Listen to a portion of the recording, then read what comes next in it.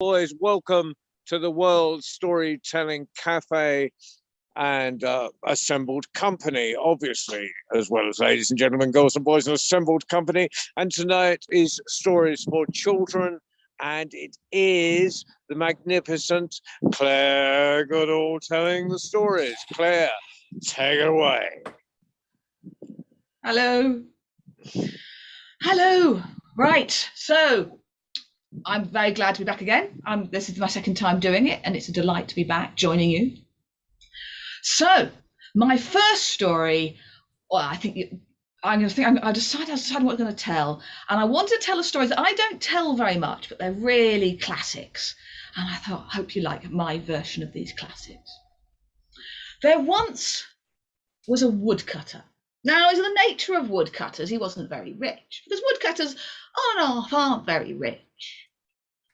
But he was a good man. He worked hard and he supported his wife and his parents, whom he lived with in the woods. But the thing was, when he thought about his life, he thought, well, I'm generally very happy, but I could really do, I don't know what's wrong. I mean, it does worry me, my mother's sight. It's gone. I mean, she tries not to be a burden on us all, but it's really hard when your mother loses her sight, and she feels bad about it. That isn't really what's bothered me. No, it's my wife, and I can't have a child. I've always wanted one, he's thinking to himself. I've always wanted a child. But he got on with his life, because some things you can't change. Tried to have a child with his wife, but still didn't happen. And then one day when he was in the woods, there he was away chopping wood for a commission he had. He saw a falcon diving down, and he thought to himself, oh, and that's going for a rabbit. And he thought to himself, well, maybe I could have that rabbit. It's always good to have a rabbit in the pot. So he went to where the falcon was, and when he got in sight, he realised the falcon hadn't caught a rabbit at all. The falcon had caught a fae, one of the fairy folk. And instantly he was afraid, because, oh no! What happens with the fae? It's always dangerous to get involved with the fae. But he thought to himself, oh, he's such a small little fae. Sounds like a baby, hardly any age at all. Oh, I won't let the falcon have it. So he went and scared off the falcon and picked up the fae in his hand. And he so it was right. And when the fae kind of woke up, he said, it wasn't me. I didn't hurt you. I just found a falcon. I know. And I didn't hurt you. I'm not going to do anything nasty, said the fae. Aren't you going to ask me for a wish? And the woodcutter said, no, I didn't save you because I wanted a wish. I saved you because there was a big falcon and you're a tiny little fae. And the fae said, because of your kindness, I'll grant you a wish, but only one. And the woodcutter thought, oh, I could do with a wish. But if I only have one wish, what would I wish for? Would I wish not to be poor? And, it'd be nice not to be poor, but then my mother would still be blind, and I still wouldn't have any children. And I really ought to wish my mother not to be blind, but then we'll still be poor. And I'd love a child, but I can't bring up a child. I'm so poor in this place. It's not what I would make the way, but, what to wish for? And the woodcutter couldn't make up his mind. He couldn't make up his mind what to do. And the fairy said, look, I'll give you a day. I'll give you 24 hours. Meet me back here in 24 hours' time, and then you better think what your wish is going to be, because I'm not giving you a second chance. So off went the woodcutter. And he went and ran into the house and said, you'll never believe what happened to me. You'll never believe what happened to me today. I saved a fae from a falcon. It was amazing. And he's given me one wish, but I don't know what to do with it. I don't know what to do with the wish. Should I ask that we be wealthy? Should I ask that my mother could see? Should I ask for a baby? And the whole family got talking about what would make their lives better. Or would any of them make them better? Or would this wish make things worse, because they'd heard of troubles with the fae? And so the time passed, the hours, the minutes ticked by, and still no one could decide what to ask the fae. And then, just as the time was coming close, it was an hour before they had to meet the fae in the woods. Time was ticking, ticking, ticking. And the wife said, I have an idea. Take me to where you saved the Fae. Take me. And I'll see if I can work out what to ask for. And the husband, the woodcutter, thought, oh, I trust you, my wife. I'm sure you'll think of something good. And so off they went. Off they went into the woods. And there they stood looking at the trees, both feeling really nervous.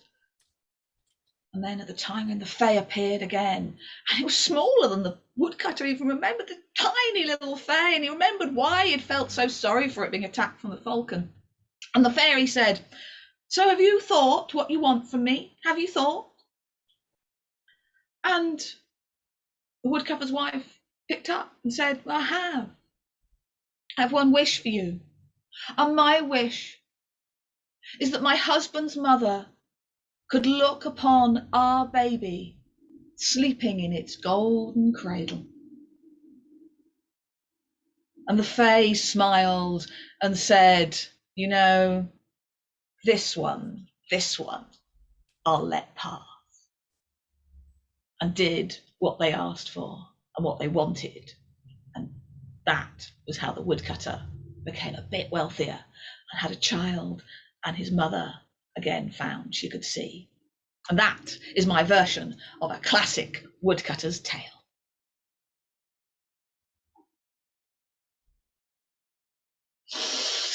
Right, that was a good one.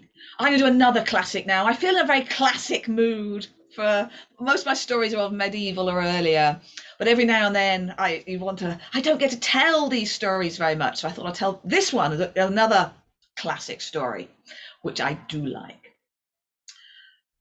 There once was a young man, and this young man thought he was the unluckiest man in the world.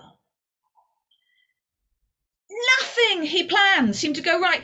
Nothing he organised seemed to go as he expected. Whenever he wanted the sun to shine, it would rain. Whenever he wanted rain, the sun would shine. And he looked at his neighbours on the farm in the village where he lived. They all seemed to deal better with the sun shining when they wanted raining, and it raining when they wanted sunshine.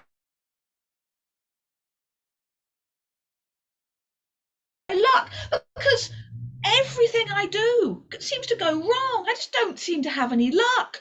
And when it shines, when I want rain, my neighbours want the same thing as me, but they seem to manage. They seem to have lucky things happening to them. But I never do. It always goes wrong for me. Somebody must have my luck, or I must have lost it somewhere. And he would ask the people in the village, where's my luck? Do you know where my luck is? Why don't I have any luck? And they looked at this fine, young, healthy, strapping, young, handsome man and said, well, you could ask God where your luck is.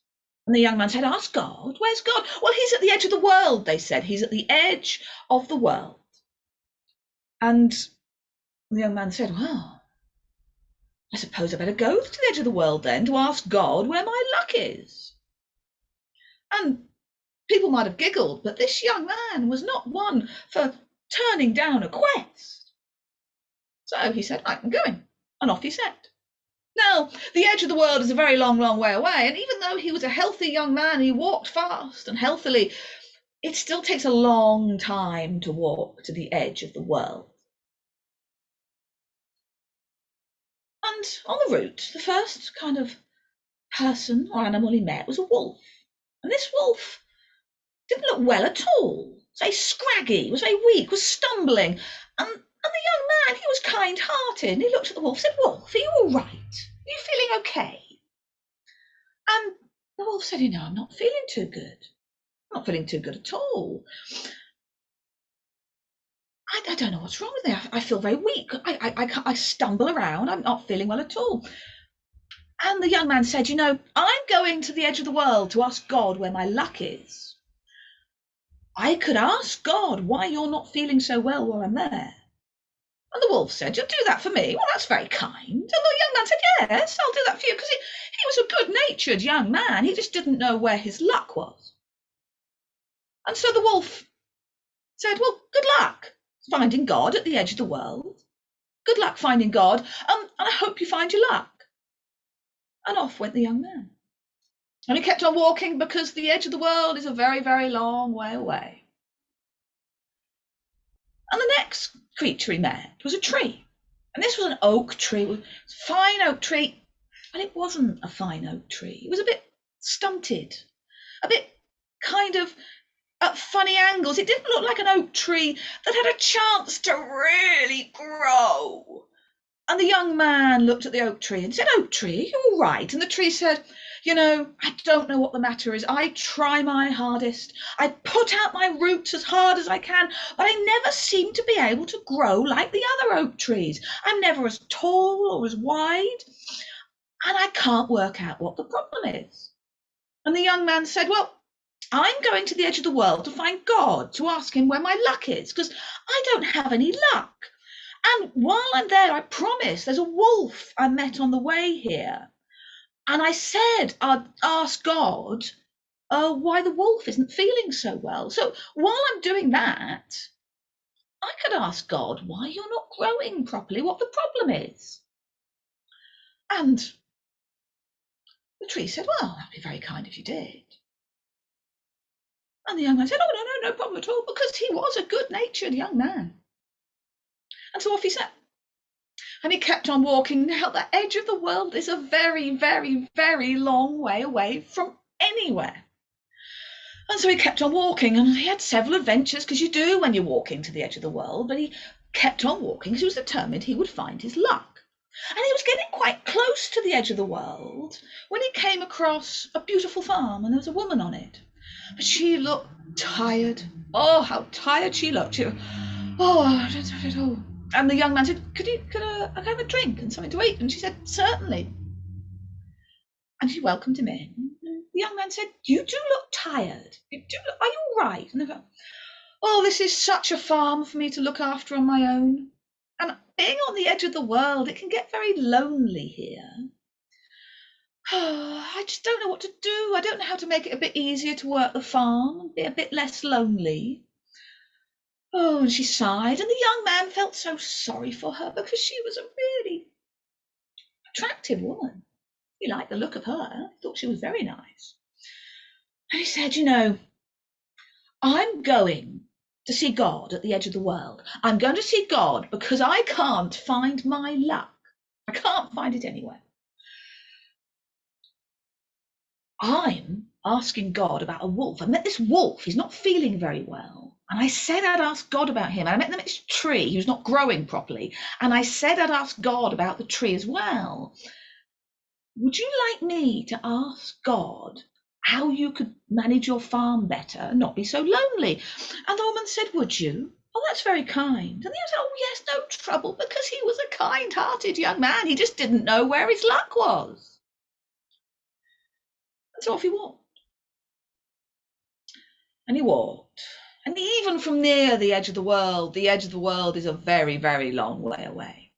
But he kept on walking. He was determined he would get to the edge of the world. He was determined he would find God. And he was determined he would ask where his luck was. And so he got there. And when he turned up, God was quite surprised to see him, really, because not many people bothered to go all the way to the edge of the world because it's a hard journey. And God said, "Oh, you've come all the way to the edge of the world." And the young man said, "Yes, I want to find where my luck is. I have no luck at all. Nothing I do seems to go right. When I want it to shine, it rains. When I want it to rain, it shines. And other people seem to find lucky ways out of dealing with this problem, but I never do. It always seems to affect me worse. I have no luck. I never get any luck." And God said, "Are you sure you never get any luck?" And he said, "No, I never get any luck. Where's my luck?" And God said, "Well, I've got some advice for you. Your luck is at the end of your nose. And I think you should go back in the exact route you came here. That's looking for your luck at the end of your nose." "The end of my nose, the end of my nose," said God. "Are you sure about that?" Well, the young man was a bit bemused by this. It didn't seem very good advice, but it was God, and God must know what he's talking about. And he asked about the wolf, the tree, and the woman. And the god gave him advice about them as well. And so the young man, having advice to look at from the end of his nose right in front of him for his luck, to see if his luck apparently was at the end of his nose, but he couldn't see it. But maybe it was on the journey. Maybe his luck had been behind him when he'd been walking to God. His luck had been behind him. So he went back, exact route as God had said. So the first person he met was the woman in the farm. I said, hello. And she said, oh, hello. You went to see God. You found God at the end of the world. And I said, yes, I found God at the end of the world. He's very nice. He said, my luck is at the end of my nose and I should go back exactly on the route I found. And I should find it there. Oh, said the woman. Have you found it yet? No, I've not found it yet, said the young man. Oh. Did you ask about me? Oh, yes, I did. I did ask about you. God said the reason it's so hard to look after this farm on your own and you're lonely is that you're on your own. You should marry someone. And then you'd have the farm together, maybe have children or something, and then you could have a family, and that'd be really nice, wouldn't it? And the woman said, oh, that would be nice, really. Are you a farmer? Oh, yes, I'm a farmer, said the young man. I like farming. Farming's good. Do you think this is a good farm? Said the woman. Oh, I think it's a lovely farm, said the young man. Do you like me? Said the woman. Oh, I think you're very nice, said the young man. Would you like to marry me and come and farm this farm with me, this beautiful farm? Oh, I really would, said the young man, but I've got to go and find my luck. And the woman looked at him and said, God told you your luck was at the end of your nose. And I'm saying I would like you to marry me and work this lovely farm where we could have a family together. And you think I'm nice, you like me, but you want to go and find your luck instead? I'm afraid so, said the young man. I'm really sorry, but I would love to stay here and get married and have a family with you and work this beautiful farm and probably become quite wealthy. But I've got to go and find my luck. I never have any luck. And the woman looked quite upset about this. I said, well, if that's your opinion, I think you should go and find your luck now. And she stormed back in and went inside the house. Well, the young man was a bit bemused by this. He hadn't expected that reaction at all. He was sorry he couldn't stay, but he had to go and find his luck. Apparently, it was right at the end of his nose. He hadn't seen it yet. So off he walked. And he walked, because coming back from the end of the world takes a very long time, because the end of the world is a very long one way for everybody. So finally, he got to the tree. And the tree was there, and it was looking as stunted and as not quite right as before. And the tree said, oh, hello. And the young man said, hello, tree, how are you? And the tree said, did you get to find God at the end of the world? And the young man said, I did. I found God, and God told me my luck is right at the end of my nose. And if I travelled on exactly the same journey as I'd been out, I would find my luck. Have you found it yet? Said the tree. No, said the young man, but I'm still looking. Oh, that's a shame, said the tree. Did you ask about me? Oh, yes, I asked about you. God said the reason you can't grow properly, there's this big solid box right in the base of your roots, and it's stopping your roots from spreading properly, and it's full of gold and treasure. And if you get that box removed from where your roots are, you'll grow properly. Oh, that's useful, said the tree. I don't suppose you could do me a favour and dig up that box that's full of treasure and gold, could you? I mean, I don't need it. I'm a tree. What do I need with treasure and gold? You can keep the treasure. And the young man said, dig up a box full of treasure and gold that would help you and make me rich? Oh, I'd love to, but I've got to go and find my luck. God said it was right at the end of my nose, and I've not found it. I'm sorry. I mean, it's like the woman who said if I married her, I could have a farm and a family. but I have to find my luck. I can't be going around doing that kind of stuff. And I'm really sorry. I mean, ask somebody else. And the tree said, so God told you your luck was at the end of your nose. And someone's already asked you to marry them and you liked them and they had a lovely farm and you said no because you're looking for your luck. And now I've asked you to dig up a box of treasure from my roots, which you can keep. But you can't do that because you're looking for your luck. I think you should go and I'll ask somebody else. That's a really nice idea, said the young man. I do hope it's a good success along soon because it's really sad, but I've got to go and find my luck. And off he went. And he came and he walked because even though he'd been walked a long way, the end of the world is a very, very long way from anywhere. And he finally got to the wolf. Hello, wolf, said the young man. Hello, said the wolf. Did you find God at the end of the world? Well, I did actually, said the young man. It's been a very interesting journey. And God said I must go back on the exact route I came. And my luck is right at the end of my nose. And if I go, I'll find it. But I haven't found it so far. You haven't found it so far? No, I haven't. It's been really sad. I found a woman who I told she should marry someone and have a family on her beautiful farm. Oh, she was I liked her. Oh, she was pretty, but I couldn't marry her because I've got to find my luck. And then there was this tree. Oh, he was nice. I liked him. And he had this box of treasure in his roots that was full of gold and silver. And he wanted me to dig it up and be rich, but I couldn't because I've got to go and find my luck because my luck's at the end of my nose. And so I had to come, so I found you. Oh, because I did ask about you. Oh, you asked about me, did you?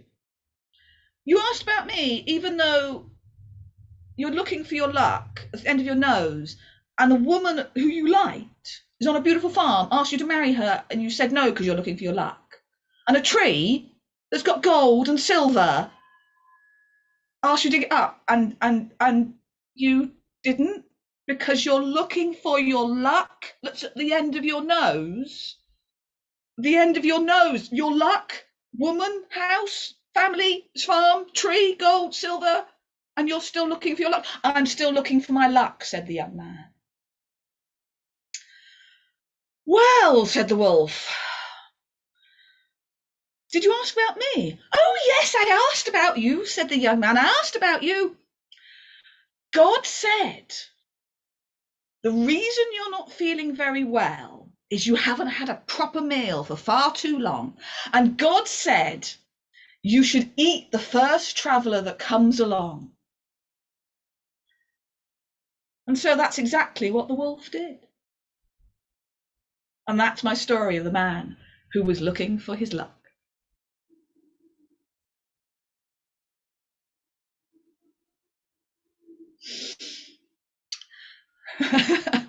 I like that story. I haven't told it. I can't remember the last time I told it. It's lovely to tell it again.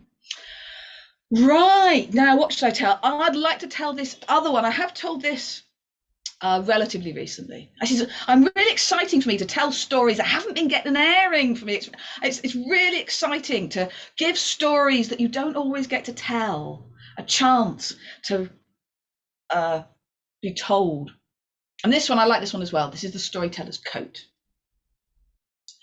There once was a storyteller, and he thought, I want to be the best storyteller.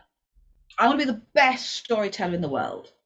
And I've looked at these other storytellers. And it's not that I do any storytelling, but I want to be the best storyteller. And I look at storytellers and I realise I've got to make an impression. So I think I need to have the best storytelling hat out there. I think I need to find the right hat that says what I am as a storyteller. So he went out, he looked at all the hats, and he said, was this right for him? Did this hat say him as a storyteller? And slowly he found the right hat, and it was a perfect hat. It said everything about him as a storyteller. It wasn't too loud, it wasn't too quiet, it wasn't too bold. It was just the right of subtle. It was quite humorous in places. I thought, that's the right hat for me. And he thought, well, I can't just wear a hat. I need to have the right shoes and the right boots, because I'm going to walk around when I'm a storyteller. I'm going to walk around, I'm going to walk in exactly the right way. And so I need the right shoes. So he went to find the right shoes. He went to find the right shoes so he would stand properly and be able to tell stories so everyone would listen and enjoy them. And it took a while. He didn't have the shoes. To see the right thing, they had to be shoes that made him look tall, but not too tall. Made him sit up well, but not unapproachable. And finally, he found those shoes. He found the perfect shoes. Oh, they were gorgeous. They were absolutely perfect. They made him sit just right. They made him feel really good about being a storyteller. He thought, I've got the hat, I've got the shoes. I think I need a coat. I need a coat that says everything about me as a storyteller. It needs to be slightly flamboyant, but sincere. It needs to have that little sense of humour, but feels it could turn serious at any moment. I need the exact perfect coat, a coat that has a nice swish when I turn. So when I walk in my perfect boots and my perfect hat, and I swish as I turn, the coat swishes round, and it gives that sense of drama at exactly the right moment. Oh, I need the perfect coat. So he went off to find the coat, and he looked at this coat, and he looked at that coat, and he looked at all the coats. And they weren't quite right. They weren't quite as flamboyant enough. They weren't quite as serious enough and humorous enough, and they didn't swish as well as they should. But eventually he found the perfect storytelling coat. He found the absolutely perfect one, and he put the coat on. And he thought, oh, I look like a storyteller. I have a hat and a coat and a boots, and I've got exactly the right amount of seriousness, the right amount of sincerity. I've got a little bit of humour and a little bit of drama. When I turn, there's a swish. And so he went out to tell his first story. And when he turned up, everybody thought, wow, that looks like a storyteller. But it wasn't until he started. He realised he didn't know any story. He'd spent all his time looking for the right hat, the right shoes, and the right coat. And he didn't know any tales. And he thought to himself, I think I should have spent that time learning a few stories first. And that is my story of the storyteller's coat.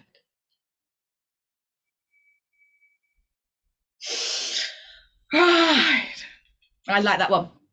I first heard that on a storytelling walk in a wood, and it was just beautiful, because I have to say, when you're doing storytelling outdoors, there's always a bit of joy in it. I love hearing stories outdoors. So I always, whenever I'm telling that story, I can see the wood. See, I've got the wood behind me. It's like in the woods. I can feel it. So there's always a bit of outdoors to that tale to me. Right. So what shall I do next? I haven't done. I might do a story I do a lot. I've really stretched myself to do some stories I don't do very much, and they've been really lovely to tell them. Might tell this one, which is a story that I do tell a lot, but it's a story I really like. And it concerns, as the best stories do, two brothers and a giant vegetable. Now, these two brothers were knights. They were knights. And as knights do, they went to fight for their king. And when they got back, they found that terrible things had happened back at home. They found that one brother, all his farms had failed, all his animals had died. He was ruined. He had one small farm left. But the other brother found that all his crops had done really well. They'd all flourished. His animals had other animals. They'd grown. He had more animals than he knew what to do with. And he was richer than he'd ever been. Now, if the rich brother had been a true brother to the poor brother, he'd have given the poor brother one of these extra farms he now had. But no, the rich brother thought, seeing my brother poor makes me feel really, really rich. It makes me feel even richer than I did before. And he found that looking down on his brother made everything he had seem more valuable.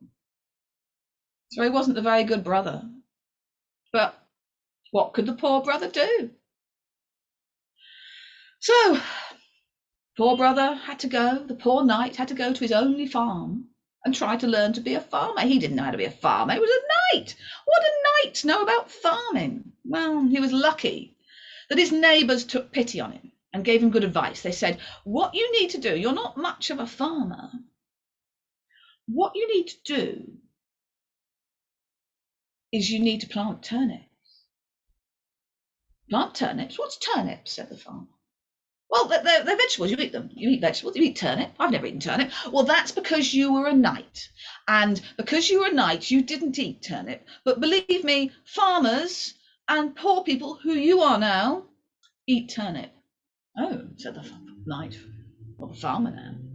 Better plant turnip then. The bad feeling I'm not going to like eating them. But what could he do? So he went about planting turnip, and his neighbours gave him good advice about it. But as he was planting the turnip, he started praying up to God. He was saying, God, I've tried to be a good man, but I swear if I ever become wealthy again, I will make sure all my neighbours are looked after. There will never be anybody I know in need I will turn my back on.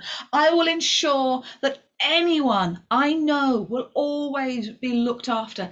If you just give me a chance, if you just help me out, I pray I will become a good man. I will do everything I can to be a good man, he said as he planted the turnip. Well, but nothing happened.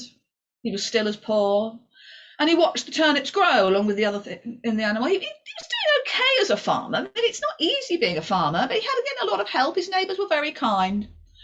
And he watched the turnips grow. And he happened to notice that one of the turnips was growing more than the others. And he thought, was that normal? Well, he didn't know. He didn't know what turnips were. So he called his neighbours and said, that one's growing more than the others. Is that usual? And the neighbour said, not really, but it happens. But this one got bigger and bigger and bigger. And soon his neighbours were turning up without him asking, and they were pointing at it and they were bringing their friends. And the poor knight was starting to feel that this was not usual because he didn't notice the farmers going to each other's farms and looking at that random vegetables. This seemed to be a talking point in the community. And so he said, this is an unusual turnip, isn't it? They said, this is an unusual turnip. And it kept on growing, and it kept on growing, and it kept on growing. And it got to the point the farmer thought, that's God's reward. I asked God for help when I was planting these turnips, and he answered my prayers, and I've got as a reward a giant turnip. Why do I want a giant turnip? Surely that just means eating more turnip, and I'm not sure I want to eat any turnip. Well, the farmer, the poor knight, didn't know what to do. So he did what any man should do when he doesn't know what to do, and that was turn to his wife. And she said, looking at the turnip, everyone here says this turnip is a wonder. Everyone says that this turnip is a miracle. You should take it to the king, because the king, he'll know what to do with a wonder and a miracle, and he'll probably reward you for bringing it to him. And the farmer agreed. That's a brilliant idea. So he started digging out the turnip, but the more he dug out the turnip, the more turnip there was to dig out. And so he got his neighbours to help, and he had to borrow borrow a pair of oxen, because his oxen was not enough to pull the cart when the turnip was on the cart, and the oxen were only just able to walk to the king's castle because that turnip was so heavy. When he got to the gate of the castle, the gatekeeper said, "Well, what's your business here? What are you doing here? You're a poor knight. What business have you got with the king?" And the poor knight took the cover off the turnip, and the gatekeeper said, "That's a wonder. That's a miracle. The king will want to see it." And so he let the poor knight through. And he went through, and he went to the inner bailey gatekeeper, and there was the steward. And the steward said, "You look a bit rough and ready. What are you doing bringing this cart to see the king? What are you here for?" Said a lot of suspicion. And the poor knight threw off the cover of the turnip, and the steward said, "That is a giant vegetable. That's a wonder. That's a miracle. You should take it to see the king." And he let him plant. And they went to the courtyard outside the king's own courtroom. And the poor knight couldn't carry the turnip on his own, so he got all the guards to help him carry the turnip, and it was only just fitting through the wide corridors of the king's castle. And he got to the door of the king's own audience chamber, and the herald was there saying, "What are you doing here? What's all these men here? What business have you got with the king? It's very suspicious." And the farmer threw the cover off the turnip, and the herald, well, he didn't know what it was, but he could see that it was a vegetable of unusual size. And "That's a wonder. That's a miracle. You need to take that to the king." And he let him through, and they only just got him through the doors of the king's chambers. And it was put in the middle of the king's audience chamber. And the king walked around it. And he didn't know what it was. He was a king. He didn't know what a turnip was. He didn't eat turnip. So he asked his advisors, and his advisors didn't know what turnip was either. I mean, they wondered, is it supposed to be this big? So they sent for the kitchen boy. Now the kitchen boy knew what turnip was. Oh, the kitchen boy knew what turnip was indeed. And he said, "It's a wonder. It's a miracle.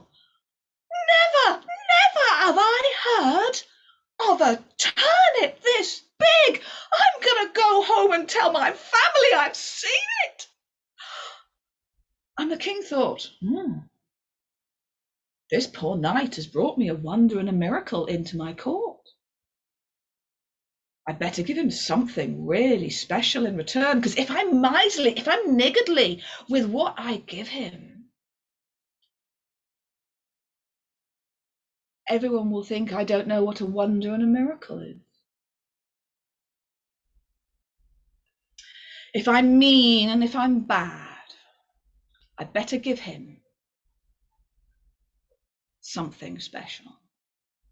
So he went into his own treasury. He went into his own treasury and he got out fine jewels. And he went into his own wardrobe and got out his best clothes. And he went and asked his steward to go and get a flock of sheep. And all these things were laden into the cart.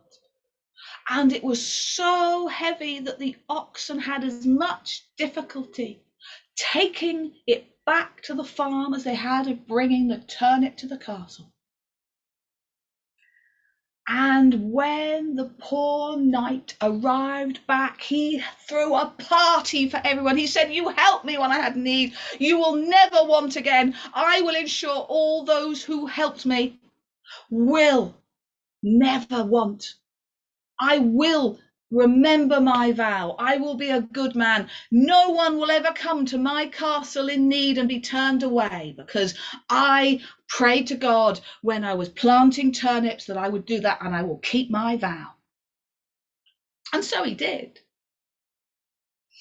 And this would be a good point to end my stories, except for one character, the rich brother. Now, the rich brother hadn't been kind to his brother was poor, and when he heard that his brother was rich again, he was outraged. He was outraged. Suddenly his wealth felt like nothing. His wealth felt like ashes in his mouth. How could he feel wealthy when he didn't have his brother to look down upon? And he thought to himself, if the king gave my brother all that wealth in return for a turnip, I will take such wealth to the king that he will have to reward me even more. So he went and he stripped his castle of all his wealth, of all his gold, all his silver, and he put it in carts. He sent his stewards into his field to get all of his animals. And the carts went down the road, and if you stood by the side of the road, it would take a full half hour for all that wealth to be seen on its way to the castle. And it all went to the king's castle, and it was just able to fit into the audience chamber. And the king looked out upon all this wealth piled on his audience chamber. He looked out the window of all the animals. And he didn't know what to do. So he did what anyone should do when faced with something they don't know what to do next. He asked his wife. And his wife said, well, there's no point giving this man wealth and riches because he obviously has more wealth and riches than he needs because he's giving all this away. What you need to do, you need to give him a wonder. You need to give him a miracle. And so the king did. The king gave him the turnip. And that is my story.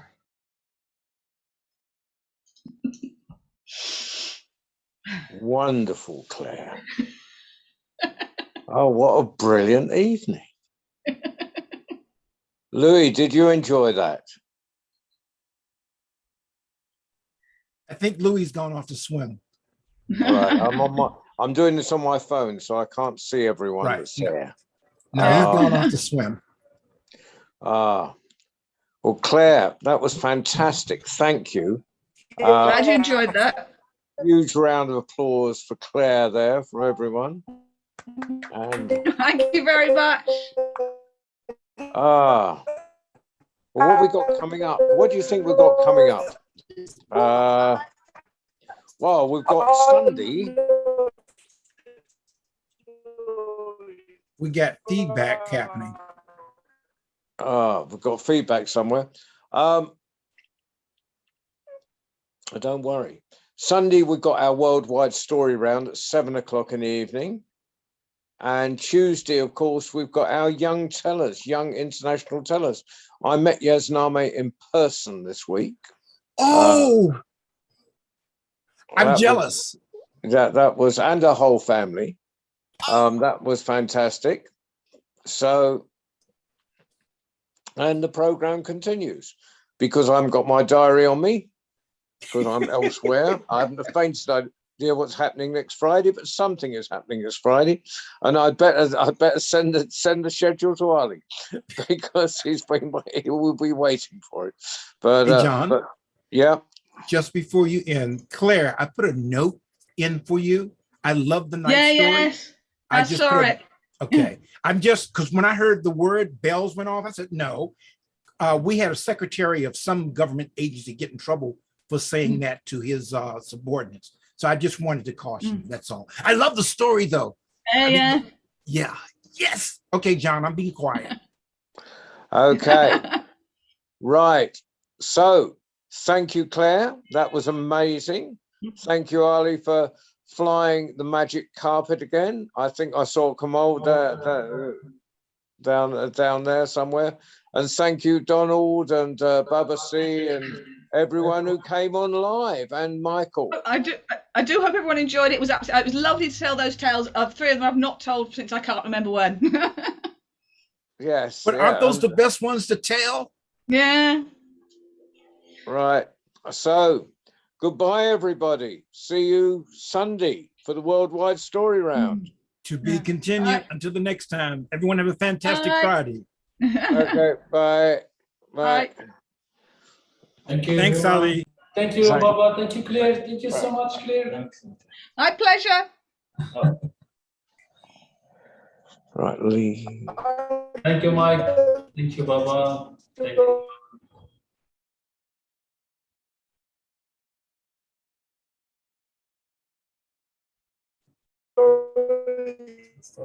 Thank you, mystery person in the World Storytelling Cafe. Yeah. Thank you, Louis. Yeah. his connection is not. Yeah, Louis is in the process of going to swim, so his connection comes in and out. Okay. That's fine. Claire, you are awesome. Did you enjoy those? Didn't you see? I was losing the background, and I knew the turnip. I've heard the story before, but I haven't heard it told the way you tell it. And I said, "Oh, he's gonna get the turnip!" And I had to keep from, I'm so glad it was muted because I was going, "Oh, he's gonna get the turnip." As you can see, I get a little